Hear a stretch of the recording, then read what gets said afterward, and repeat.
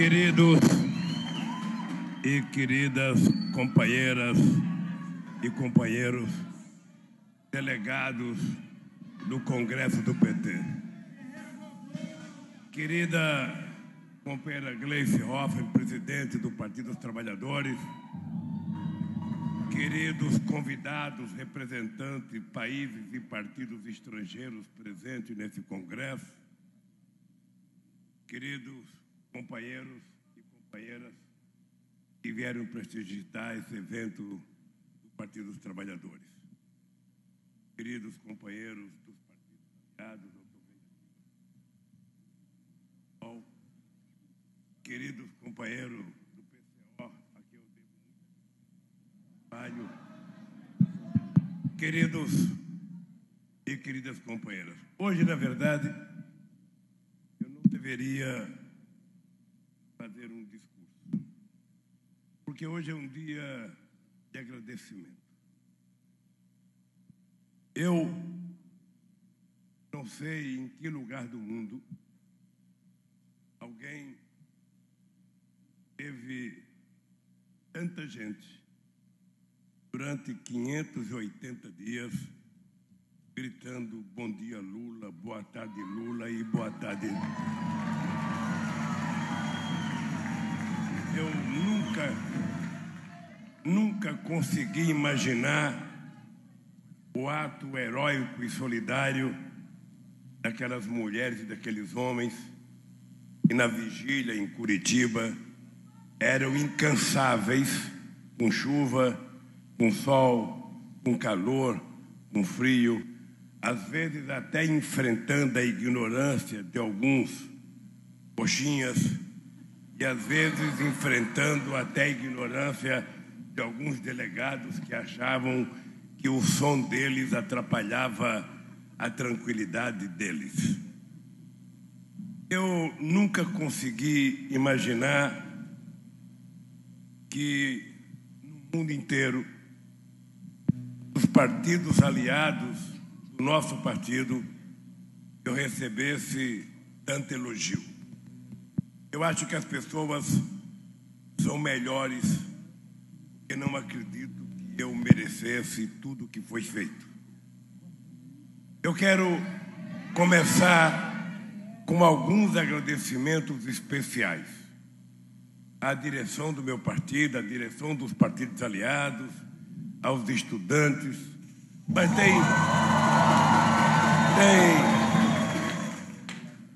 tem duas pessoas, a Dilma já foi embora, eu queria agradecer de coração o trabalho generoso e heróico que a companheira Dilma Rousseff e o Celso Amorim fizeram pela campanha Lula livre no mundo afora.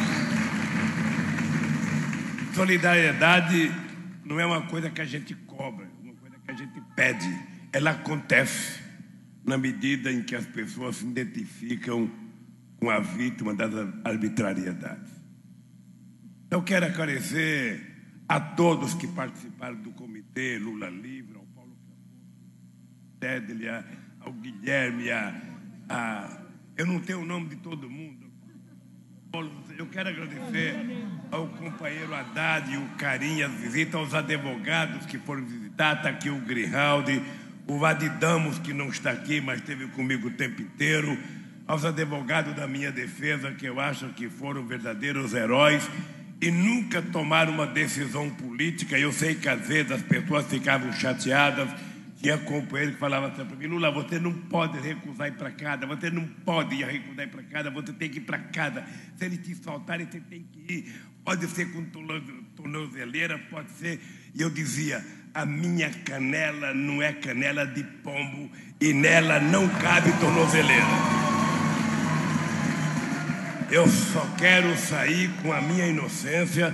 Portanto, vocês sabem que esse processo que me fez ficar livre aqui da segunda instância não é o meu processo. Meu processo é o que nós estamos lá com habeas corpus contestando, que o Moro não tem autoridade moral e ética para julgar o processo meu. Hoje, o que a Intercept divulga todo santo dia está no meu processo. Nada foi novidade para mim, porque desde o começo a gente provou que eles estavam mentindo, que eles não estavam dizendo a verdade.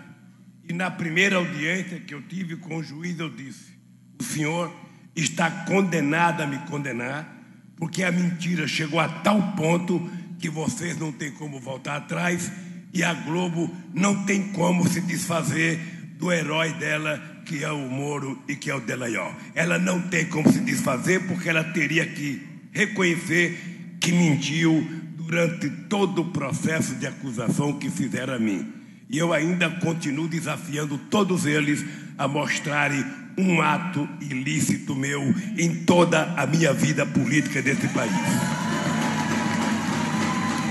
A segunda coisa é que eu acho que nós temos que aqui agradecer e prestar solidariedade aos companheiros, mulheres e homens bolivianos que foram vítimas de um golpe tão grave quanto o golpe que foi dado aqui no Brasil. Quero aqui também dizer dos meus agradecimentos, da solidariedade ao companheiro Alberto Fernandes, presidente eleito da Argentina, e que teve a coragem de vir me visitar na cadeia. E eu ainda citei Tayana. Eu ainda falei para o Alberto: Alberto, você não é obrigado a falar com a imprensa, porque eu não quero criar problema para você. Eu não quero te prejudicar. Não só ele falou na imprensa, como fez um grande discurso em minha defesa e fez um discurso ainda melhor na Argentina. Então, minha gratidão aos hermanos porteños da Argentina. O Tayana, que está aqui presente, que é deputado hoje, ele foi ministro das Relações Exteriores junto com o Celso Amorim e prestaram um serviço enorme à nossa querida América Latina. Também quero parabenizar o povo chileno pela competência do movimento que estão fazendo. Quero parabenizar o povo de El Salvador, ou melhor, o povo do Equador, e também ser solidário ao companheiro Rafael Correia, que é vítima de um processo muito semelhante ao meu aqui no Brasil. Quero também parabenizar o povo da Colômbia, que hoje me parece que foi às ruas se manifestar. Quero dizer aos meus companheiros cubanos que tive a alegria e o prazer de conhecer o companheiro Fidel Castro.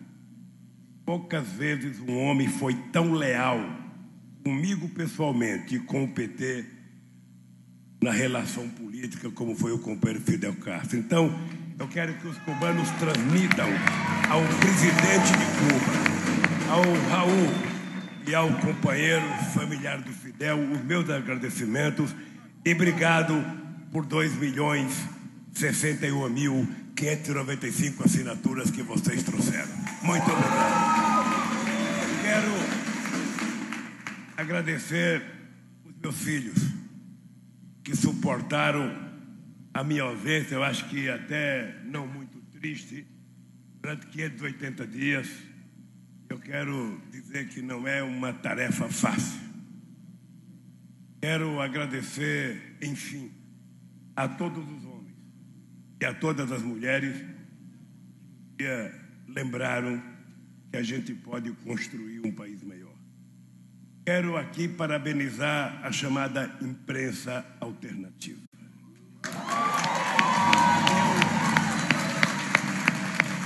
Eu não tenho como agradecer todos, sem distinção, que eu assistia muitos programas. Eu recebia um pendrive 24 horas de atraso, porque o Marcolinha não tinha coragem de levantar 4 horas da manhã para fazer, sabe? E eu assistia quase tudo que se falava, às vezes até demais.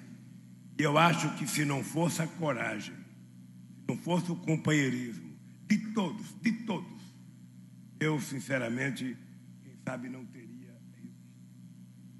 Acho que quando o ministro Lewandowski permitiu que eu desse as entrevistas que a rede social foi lá e que depois das eleições, eu, sinceramente, falar para um canal, por menor que ele fosse, e saber que eu tinha o Estoquinha gravando para a gente poder divulgar por todas as redes, era a garantia de que nós tínhamos avançado um degrau na possibilidade da gente desmascarar o que foi o complexo Lava Jato montado nesse país. A história vai provar. Ainda tem muita coisa em andamento, a história vai provar o que aconteceu.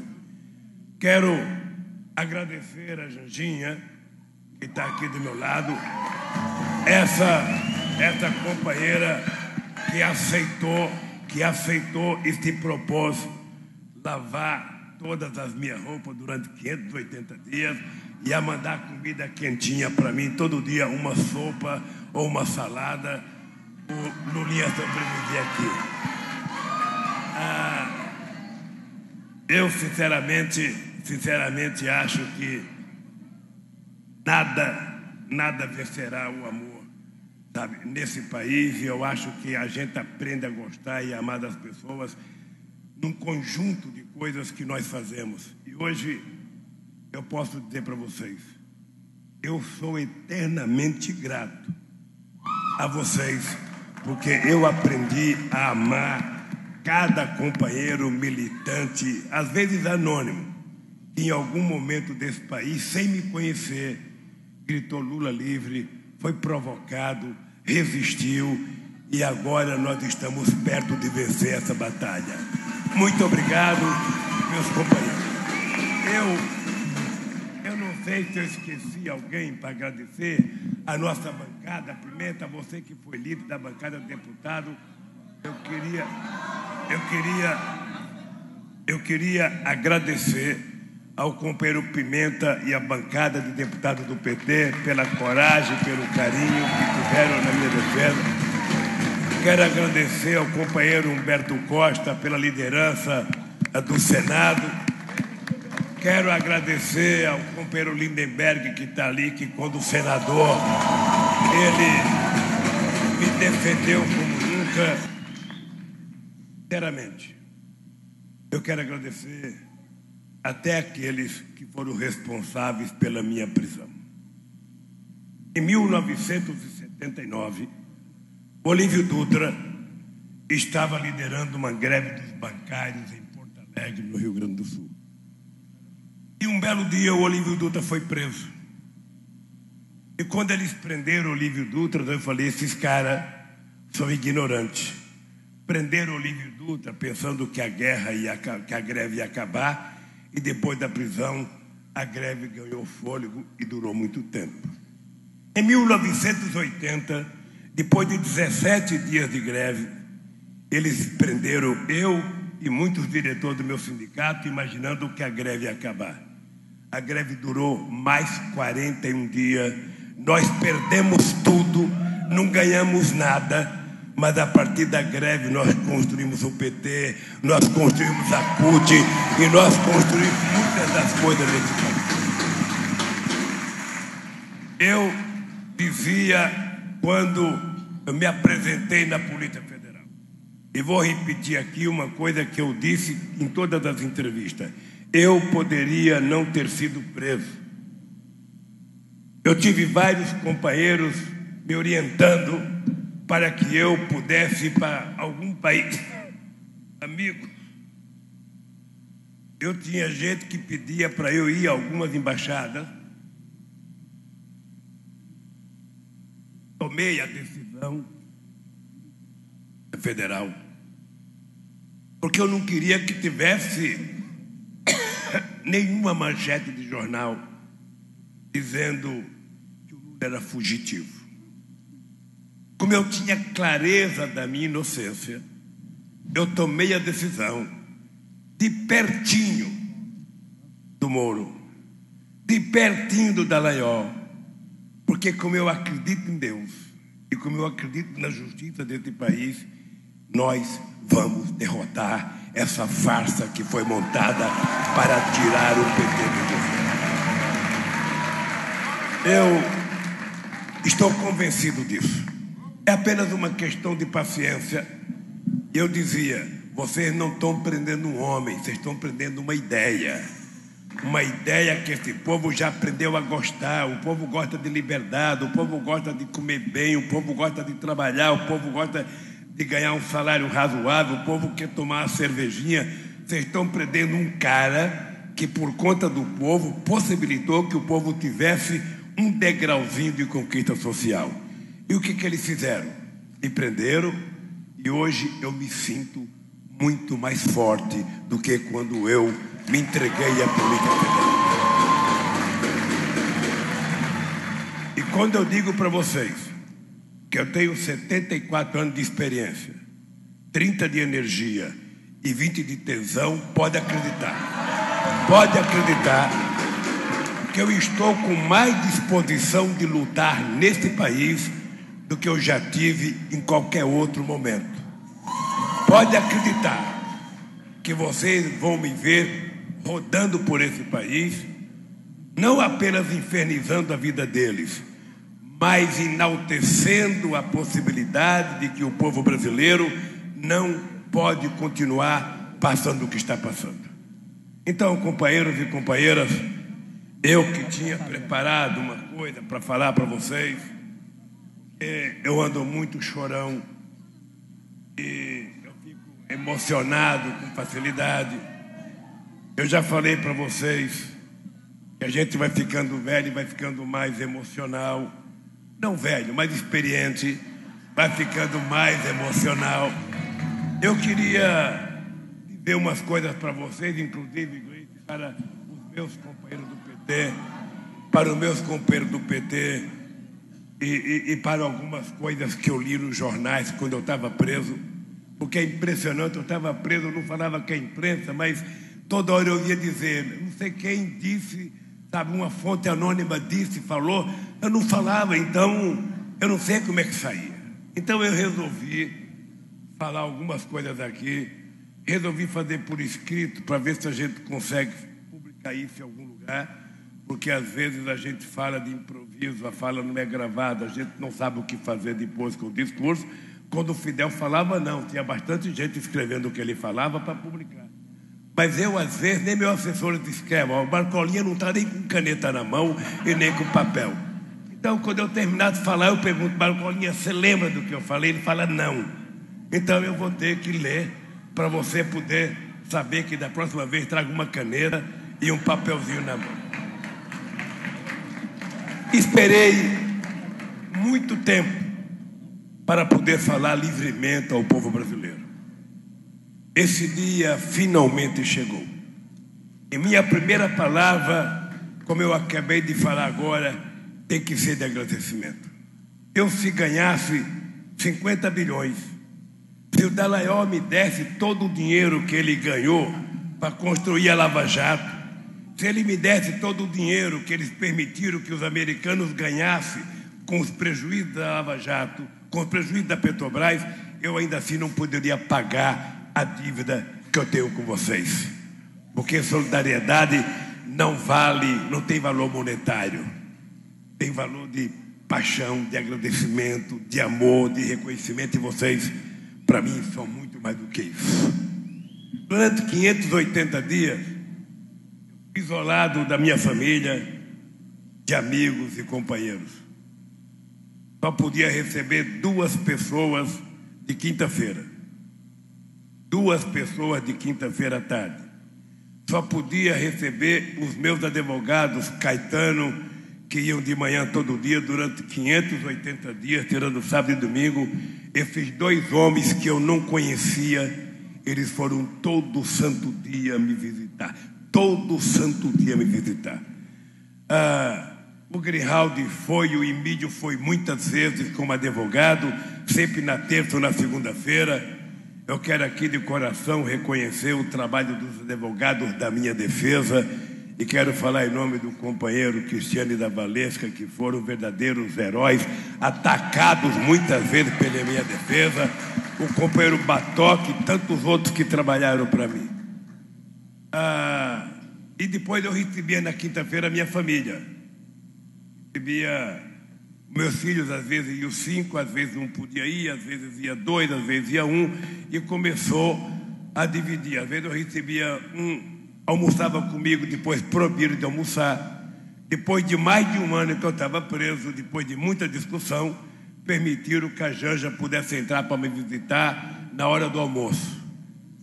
Ela entrava na hora do almoço para me visitar, e aí as coisas começaram a melhorar na cadeia.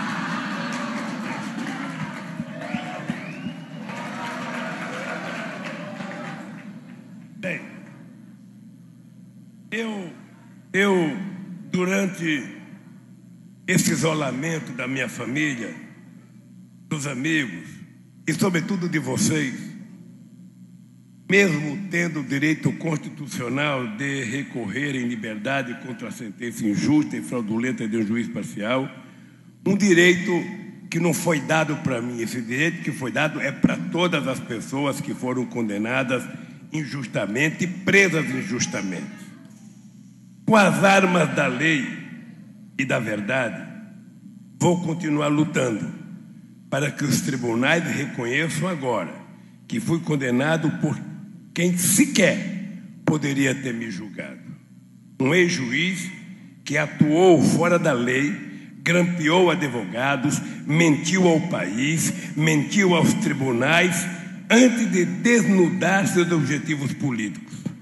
Lutarei para que seja anulada a sentença e me dê o julgamento justo que eu preciso ter.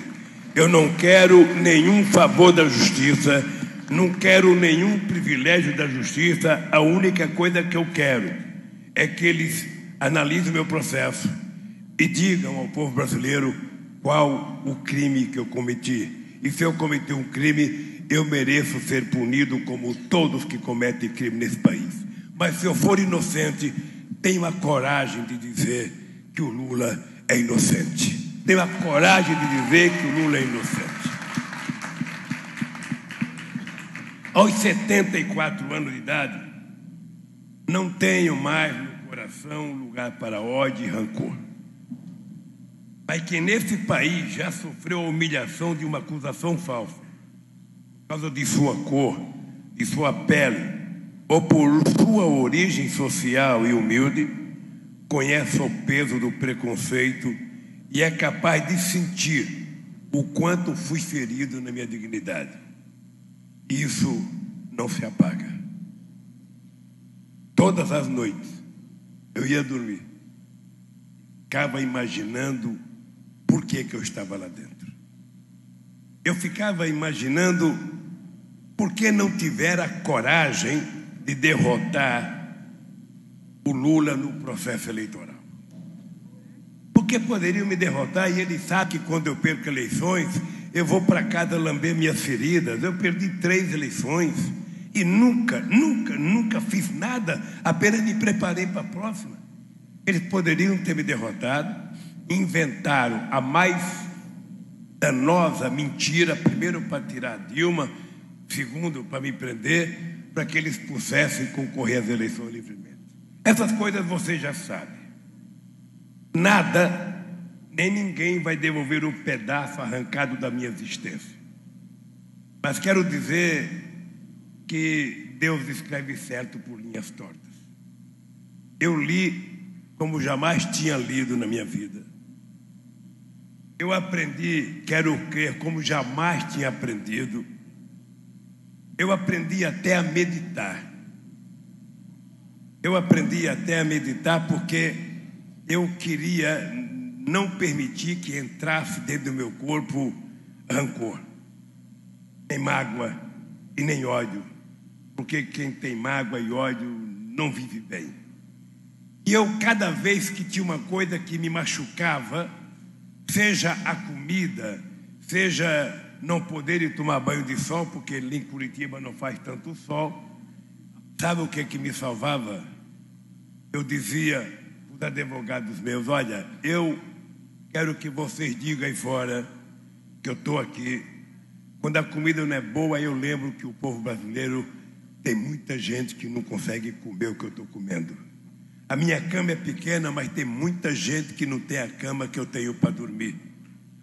as coisas que eu tenho certeza que o meu sofrimento era bem menor do que o sofrimento de milhões e milhões e milhões de homens e mulheres que nunca cometeram crime nenhum e estão condenados à miséria, ao desemprego, por irresponsabilidade de um modelo econômico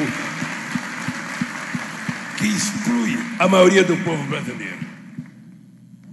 Mas logo depois da minha fala, quando eu voltei ao sindicato, onde eu passei o último momento de liberdade com muita gente querendo que eu não fosse preso, disseram que eu deveria ter muito cuidado para não polarizar o país, que seria melhor calar certas verdades para não tumultuar o ambiente político, para não provocar uma ameaça à democracia.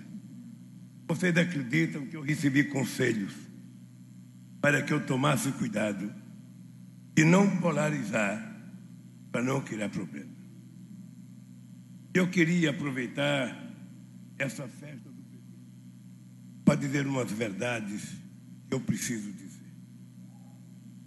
Existe um partido identificado com a democracia no Brasil, é o Partido dos Trabalhadores. O PT nasceu lutando pela liberdade durante a ditadura e junto com outros partidos de oposição. Tivemos muita gente perseguida, muita gente presa e muitos de nós fomos enquadrados na Lei de Segurança Nacional. Não foi a primeira vez que eu fui preso, eu já tinha sido preso em 79 e em 80. Desde que foi criada há quase 40 anos, o PT disputou dentro da lei e pacificamente todas as eleições desse país. Quando perdemos, aceitamos o resultado e fizemos oposição, como determinaram as urnas. Quando vencemos, governamos com diálogo social, participação popular e respeito às instituições. Outros partidos que falam tanto em democracia mudaram as regras da reeleição em benefício próprio. Nós rejeitamos essa ideia, mesmo gozando de uma aprovação que nenhum outro governo jamais teve, porque sempre entendemos que não se pode brincar com a democracia. Na minha cabeça, toda vez que um dirigente político começa a se achar imprescindível ou insubstituível, começa a nascer dentro dele a ideia de um pequeno ditador e eu não posso aceitar. Não fomos nós que falamos em fechar o Congresso, muito menos os Supremos com cabe um soldado. Em nossos governos, as Forças Armadas foram respeitadas e os chefes militares respeitaram as instituições, cumprindo estritamente o papel que a Constituição lhe reserva. Nenhum general deu murro na mesa, nem esbravejou contra líderes políticos durante todos os governos do PT. Não fomos nós que pedimos a anulação do pleito só para desgastar o partido vencedor. Não fomos nós que sabotamos a economia do país para forçar o impeachment sem crime da Dilma, não fomos nós que sustentamos uma farsa judicial e midiática para tirar do páreo o candidato que ocupava a liderança nas pesquisas de opinião pública. Não fomos nós os responsáveis, ativos ou omissos, pela eleição de um candidato que tem ojeriza a democracia, que foi poupado de enfrentar o Haddad nos debates de propostas, que montou uma indústria de mentiras com dinheiro sujo sobre a complacência da mesma justiça eleitoral, que, descatando uma decisão da ONU, caçou o candidato que estava pronto para ganhar as eleições. São essas pessoas que agora nos dizem para não polarizar o país, como se polarização fosse sinônimo de extremismo político e ideológico, como se o Brasil já não estivesse há séculos polarizado entre os poucos que têm tudo e os muitos que nada têm.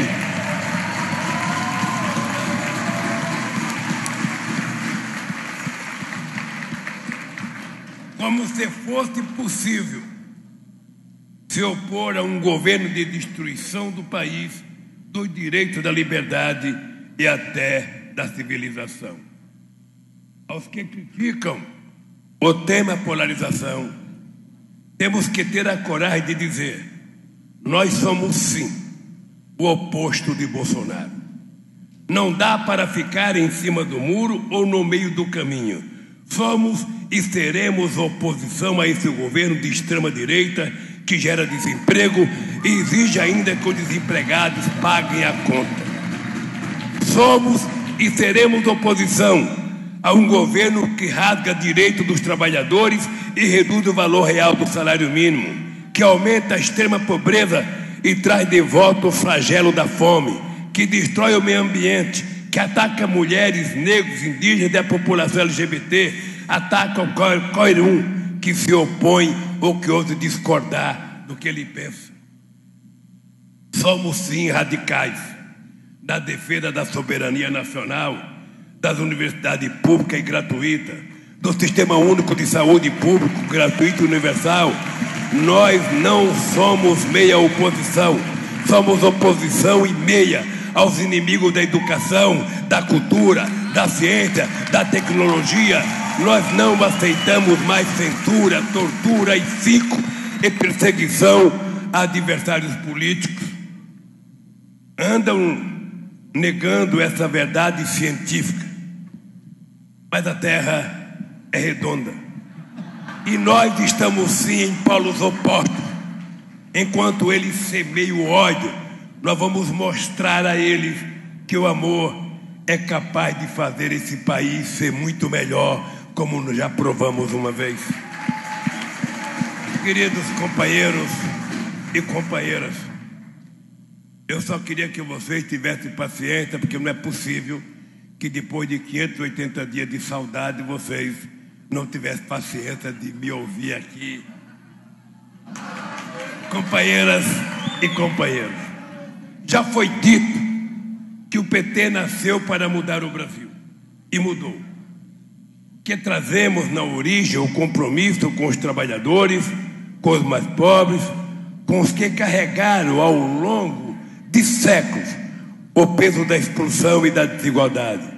Porque pela primeira vez fizemos um governo para todos os brasileiros e brasileiras, e isso fez toda a diferença na evolução da qualidade de vida do nosso povo. Se fosse para governar apenas para uma parte da população, o Brasil não precisaria do PT. Para o mercado decidir quem pode ou não receber aposentadoria, quanto vai custar o gás de cozinha, o combustível, a energia elétrica, visando somente o lucro, o Brasil certamente não precisaria do PT.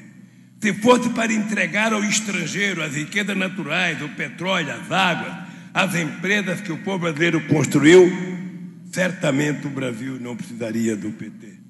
Se fosse para queimar a floresta, envenenar a comida com agrotóxicos, deixar impunes crimes como o de Mariana e Brumadinho, de Marielle, ignorar desastres como o óleo do litoral do Nordeste, para que o PT? Para o filho de um rico estudar nas melhores universidades do mundo e o filho do trabalhador ter de largar a escola para sustentar a família, certamente o Brasil também não precisaria do PT. Se é para alguns poucos terem mansões em Miami e muitos viverem debaixo dos viadutos, para o rico ficar isento até do imposto de herança e o trabalhador carregar o peso do imposto de renda, certamente também o Brasil não precisaria do PT. Para manter a mais escandalosa concentração de renda do planeta Terra, para o rico continuar cada vez mais rico e o pobre ficar cada vez mais pobre, aí sim o Brasil também não precisaria do PT. Porque o maior inimigo do Brasil hoje, e desde sempre, é a desigualdade. Esse vergonhoso fosso em que 1% da população detém 30% da renda nacional, e para mais da metade dos pobres sobram apenas 17% da migalha desse banquete indecente. Mas se este país quer superar a chaga imensa da desigualdade, recuperar a soberania e o seu lugar no mundo, Se quer voltar a crescer em benefício de todos os brasileiros e brasileiras, o Partido dos Trabalhadores é mais do que necessário. Ele torna-se imprescindível ao povo brasileiro. Esta é a enorme responsabilidade que estamos recebendo, companheira Gleice. O Brasil nunca precisou tanto do PT, e o PT tem que ser grande bastante para corresponder ao que o país espera de nós. Temos de estar unidos, forte e cada vez mais conectado com o pensamento do povo brasileiro. Temos a responsabilidade de renovar o partido, compreender o que mudou na sociedade brasileira nesses 40 anos e buscar a resposta para os novos desafios. Fomos forjados na luta em defesa da classe trabalhadora brasileira. O peso da injustiça recai sobre os motoristas de aplicativos, os jovens que perdem a saúde, arriscam a vida fazendo entregas em motos, bicicletas ou mesmo a pé.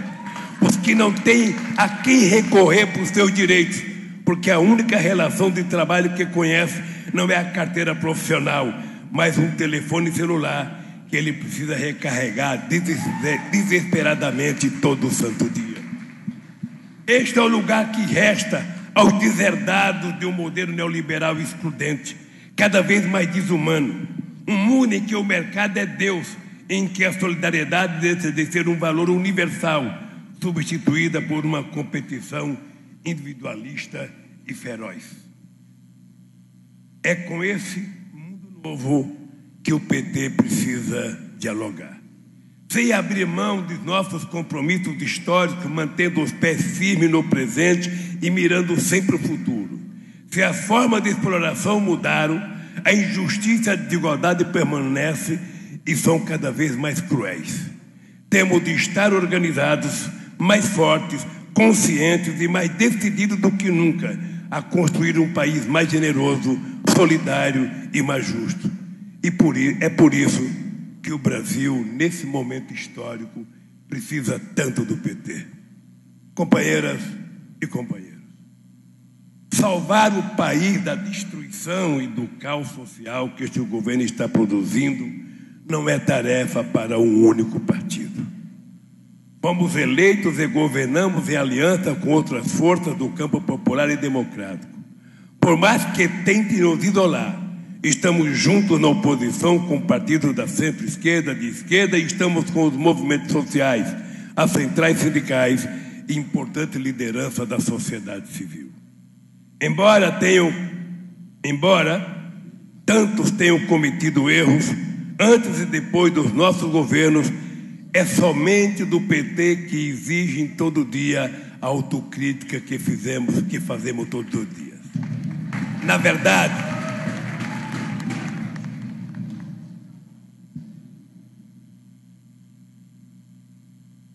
digo sempre que quando eu ia na porta de fábrica às 5 horas da manhã, que eu tomava um conhaque para a goela ficar boa, eu não tinha problema de falar. Agora que as pessoas não querem mais que eu beba, Lula não bebe, então eu fico só na água, e a água molha, mas não cura. Então,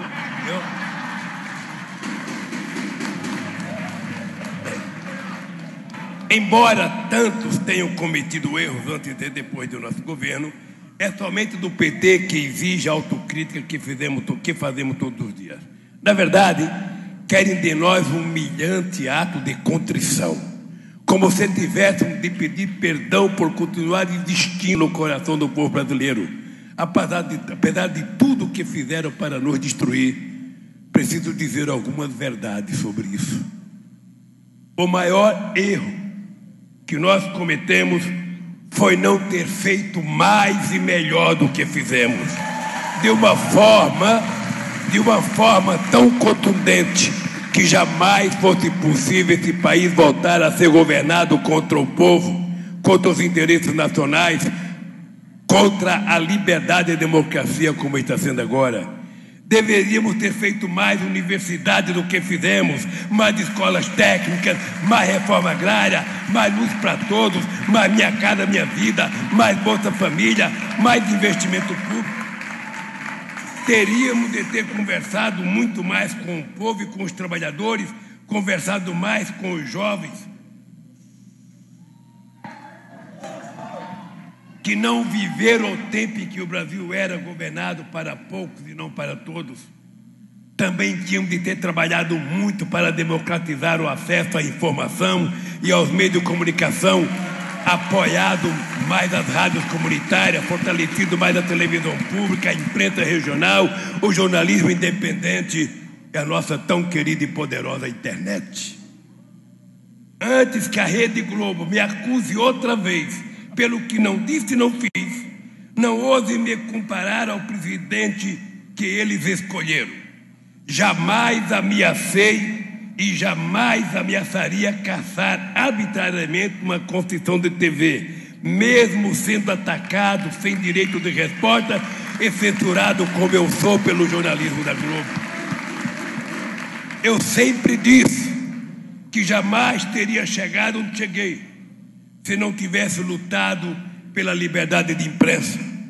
Hoje entendo com mais convicção que liberdade de imprensa tem de ser um direito de todos e não pode ser privilégio de alguns.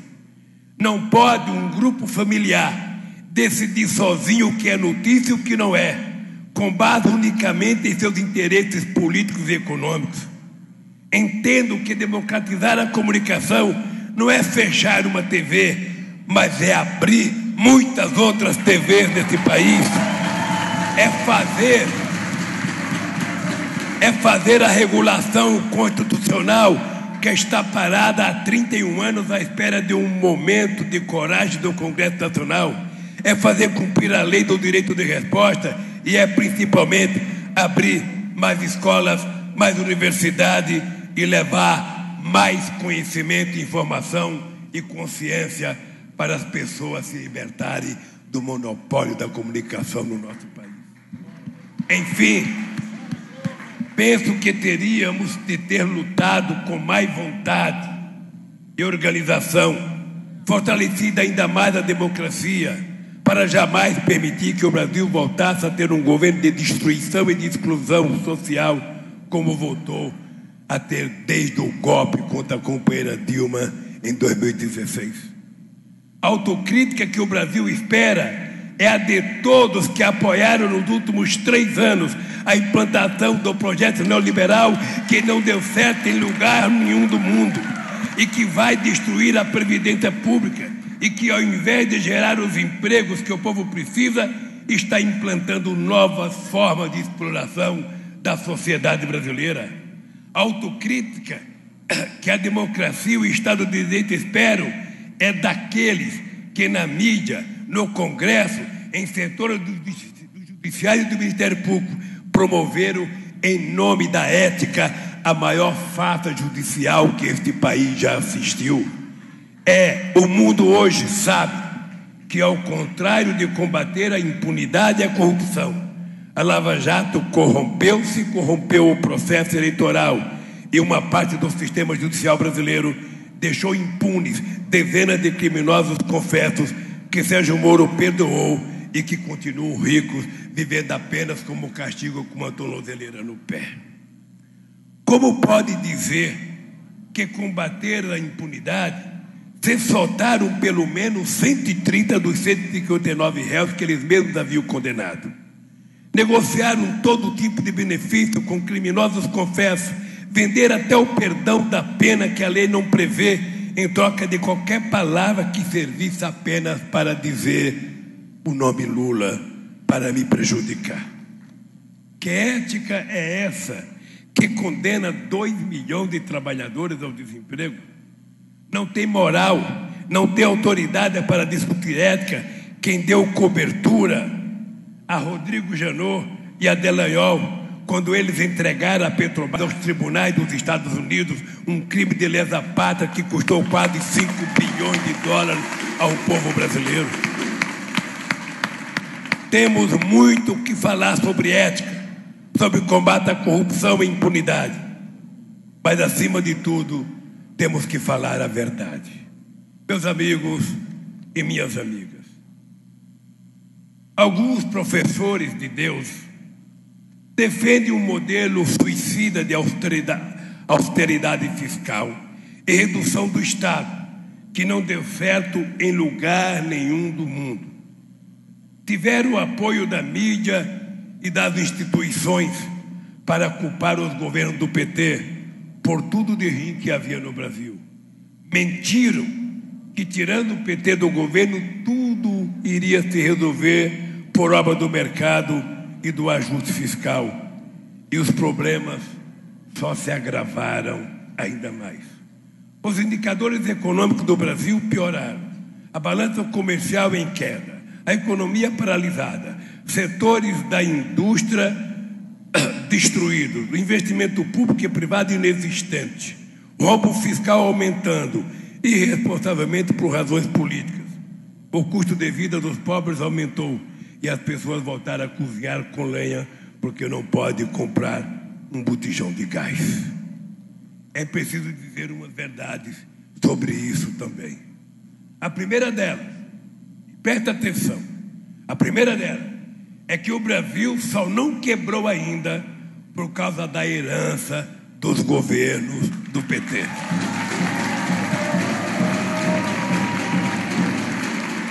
Por causa de 370 bilhões de dólares em reservas internacionais que acumulamos e querem queimar na conta dos juros. Por causa dos mercados internacionais que abrimos e que uma política externa irresponsável está fechando. Por causa de um pré-sal que descobrimos e que estão vendendo na Bacia das Almas. O Brasil só não está passando por uma convulsão social extrema por causa da herança das políticas sociais do governo do PT, porque não conseguiram acabar com o Bolsa Família, último recurso de milhões de deserdados, porque milhões de famílias ainda produzem no campo, para onde levamos água, energia, tecnologia e recursos em nosso governo. E também porque não conseguiram destruir, as quase 1.400.000 cisternas que os governos do PT construíram nesse país. Não conseguiram destruir o sistema público de saúde, ainda a educação e a segurança, mas fatalmente isso irá ocorrer pela criminosa política de corte de investimento público. Sempre acreditei que o povo brasileiro é capaz de construir uma grande nação. Sonhei com isso. Uma nação à altura dos nossos sonhos, das nossas imensas riquezas naturais e humanas, neste lugar privilegiado em que vivemos. Já provamos que é possível enfrentar o atraso, a pobreza e a desigualdade, desafiando poderosos interesses contrários aos interesses do país e do povo brasileiro. Soberania significa independência, autonomia, liberdade. O contrário é dependência, servidão e submissão. É o que está acontecendo hoje no Brasil. Estão entregando criminosamente a outros países as empresas, os bancos, o petróleo, os minerais e o patrimônio que pertence ao povo brasileiro. Daí a soberania é o maior crime que um governo pode cometer contra seu povo e contra o seu país.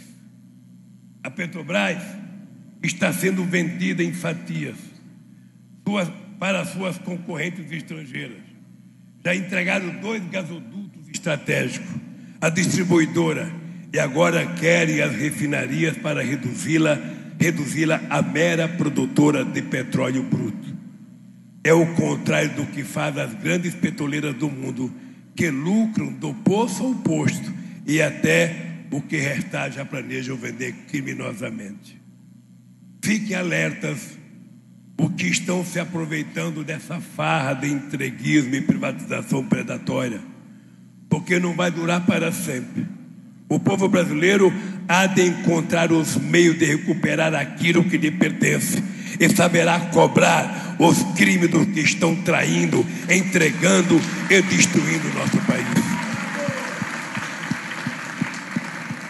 Tão importante quanto defender o patrimônio público ameaçado é preservar os recursos naturais, a nossa riquíssima biodiversidade, utilizar esse patrimônio, fonte de vida, com responsabilidade social e ambiental. Mas parece que enfiaram o Brasil à força numa máquina do tempo e nos enviaram de volta a um passado que a gente já tinha superado. O passado da escravidão, da fome, do desemprego em massa, da dependência externa, da censura e do obscurantismo. O Brasil precisa embarcar de volta para o futuro. E não tem ninguém melhor para pilotar essa máquina do tempo do que a juventude desse país. Porque essa juventude, seja ela branca, negra ou indígena, ela quer ensino de qualidade, quer adquirir conhecimento, quer de volta as oportunidades de trabalho digno, sem alienação e sem humilhações. Essa juventude quer e merece um mundo melhor do que este em que estamos vivendo. Hoje, me coloco mais uma vez à disposição do Brasil para contribuir nessa travessia para uma vida melhor, vida em plenitude, especialmente para os que não podem ser abandonados pelo caminho.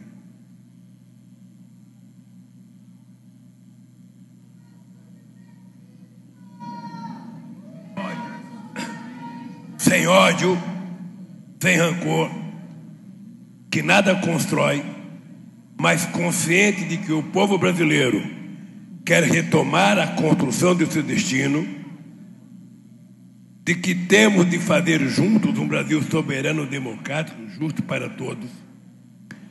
Eu quero que vocês saibam, o PT não pode se acovardar diante das adversidades. Não faz muito tempo nós tivemos problema no nosso país, no nosso partido, no nosso povo, com relação à crise da Venezuela. Tentaram condenar o PT e estão me processando, e a Dilma também, pelo investimento que fizemos em Cuba, pela construção do Porto de Mariel. Estão tentando me condenar por todos os investimentos que nós fizemos na África. E quero dizer para vocês que se o PT voltar um dia ao governo, ou a esquerda voltar ao governo, nós temos que ter um compromisso de honra. Nós temos que voltar a fazer investimento na América Latina e fazer investimento na África.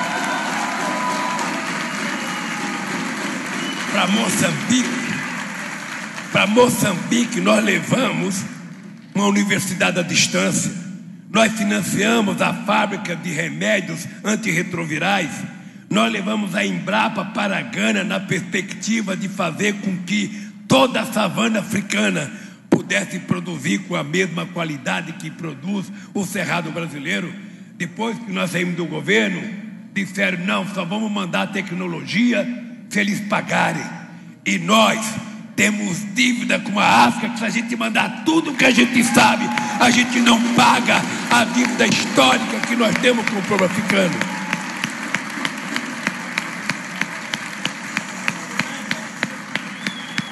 Mais recentemente, era quase que ser demônio qualquer tentativa de defender os companheiros da Venezuela. Inventaram um candidato a presidente que não tinha disputado a presidência, um tal de Guaidó, e a vergonha que eu tenho é que o mundo inteiro reconheceu um golpista, o mundo inteiro democrático, liderado pelo Trump nos Estados Unidos. E hoje, depois do que aconteceu na Bolívia, eu quero dizer para vocês, nós temos que ter orgulho do povo venezuelano ter resistido o tanto que resistiu para não se entregar aos caprichos do governo americano. E quero aqui fazer uma homenagem ao companheiro Pimenta e aos companheiros do PT e de outros partidos políticos que essa semana, quando alguns invadiram a embaixada da Venezuela, ele foi junto com os militantes e conseguiram tirar os invasores. Não dá mais. Se você analisar a história do Brasil em 500 anos de história, não tem um momento que os americanos fizeram alguma coisa para o Brasil. A única coisa que eles prometeram fazer foi a aliança para o bem do progresso, que não deu em nada. Mas o que eles querem de verdade é não permitir que o nosso país seja soberano, é não permitir que o nosso país seja um país capaz de ter protagonismo no mundo internacional. O que eles fizeram aqui, Celso Amorim, é por conta da criação dos BRICS. O que eles fizeram aqui é por conta da criação da Unasul. O que eles fizeram aqui é pelo nosso compromisso com o povo africano. O que eles fizeram contra nós é porque nós fizemos reunião do Brasil e América do Sul com os países africanos. Fizemos reunião aqui no Brasil com os países árabes. E porque nós criamos o IBAS, que era Brasil, África do Sul e Índia. Porque nós criamos a CELAC, que era a primeira instituição aqui na América Latina em que participava Cuba e não participava nem o Canadá, nem os Estados Unidos. Não venham dizer que o PT é radical. Deveríamos ser. Porque um pouco de radicalismo faz bem à nossa alma. Não venham me dizer. Eu não estou mais radical. Pode crer, Dado, eu estou mais consciente. Estou mais consciente. Eu nunca li tanto sobre a história africana como eu li nesses 580 dias. E hoje, para mim, está mais claro. Eles não só acabaram com a escravidão do jeito que acabaram, como eles não deram oportunidade de trabalhar, não deram terra e criaram uma nova nominata, não era mais escravo, era vagabundo. Os negros passaram a ser chamados de vagabundo e até hoje é o que a gente mais vê. Quando a gente vê um companheiro desempregado ou dormindo na rua, muita gente fala: está aí porque é vagabundo, ele não quer trabalhar, porque não estudou, porque é vagabundo. Igreja, querida galega, só tem uma razão de ser desse partido existir: é ele não perder a noção de quem nós nascemos para representar, ele não perder a noção de que nós temos lado, é ele não perder a noção de que a gente não tem nada contra os Estados Unidos. Nós queremos manter relação com os americanos, mas nós queremos manter relação com a Bolívia, nós queremos manter relação com Cuba. Não é possível. O Brasil agora é o único país, agora, Brasil, Israel e Estados Unidos votaram contra Cuba numa decisão vergonhosa que ilameia o nome do Brasil. O Brasil não nasceu para ser capacho dos Estados Unidos. O Brasil nasceu para ser uma nação livre e soberana.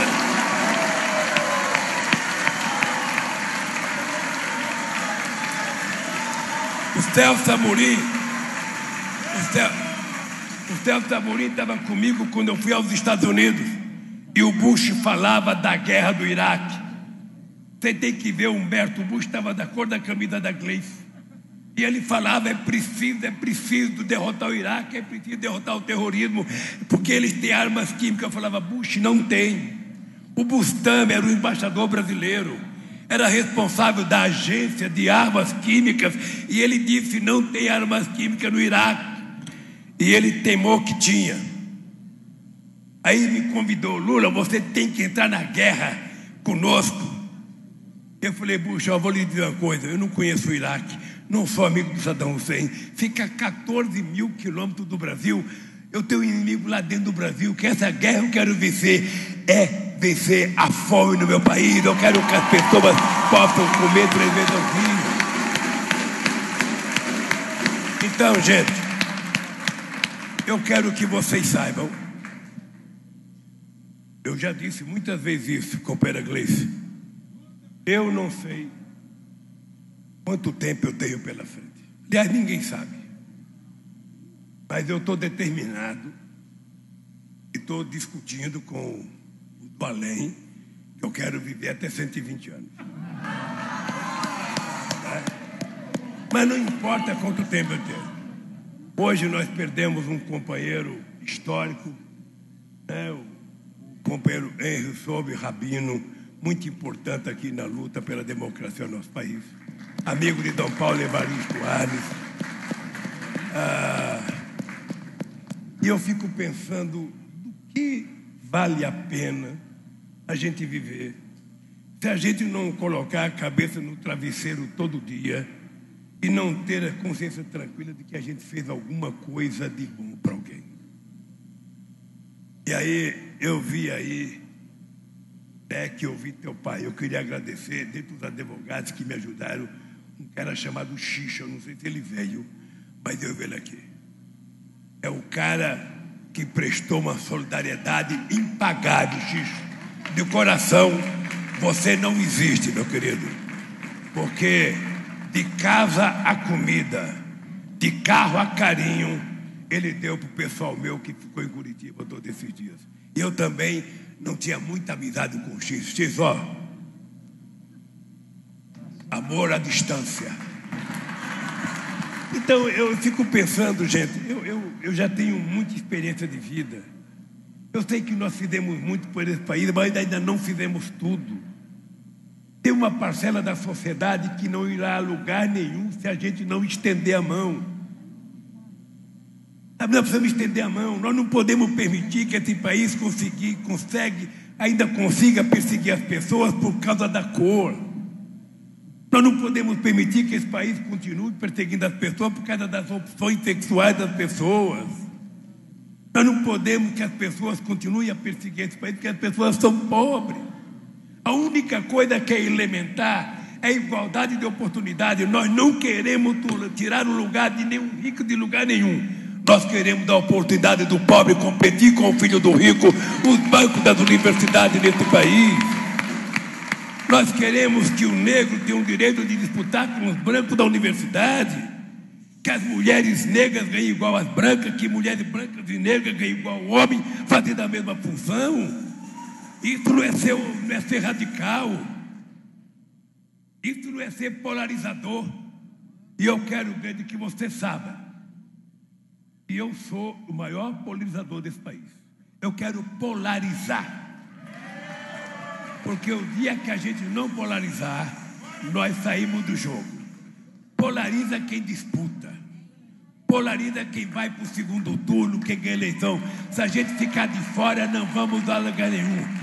E o PT polarizou em 89, 94, 98, 2002, 2006, 2010, 2014, 2018. Polarizou a nada. Parabéns pela polarização. Você só não ganhou porque o Bolsonaro teve medo. Então, vou dizer uma coisa para vocês. Eles não sabem o que é enfrentar um senhor de 74 anos apaixonado. Eles não sabem. Então, quero que vocês saibam. Quero que vocês saibam que vocês continuam sendo a razão que eu faço nesse país. Se um dia eu mentir para vocês e Deus existir, eu prefiro que Ele me tire. Porque somente a verdade é capaz de construir a nação justa que nós queremos construir. E quero dedicar a minha vida. Quero dedicar a minha vida naquilo que eu puder fazer para que a gente reconquiste o direito de sonhar com a democracia e com a sociedade justa. Dalma, obrigado por tudo que vocês fizeram. Muito obrigado. Eu não tenho como pagar vocês, só retribuindo o amor e o carinho que vocês dedicaram a mim. Viva o Partido dos Trabalhadores e seu 7º Congresso.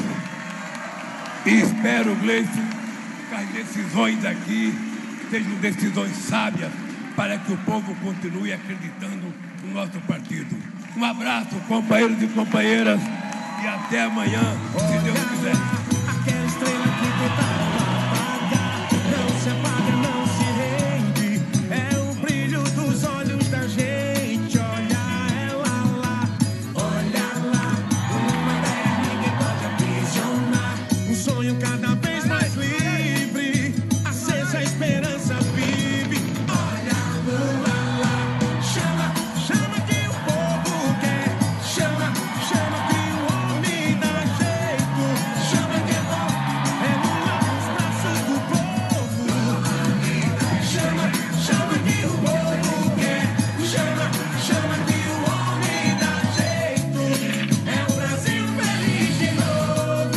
poderosos podem matar uma, duas ou três rosas, mas jamais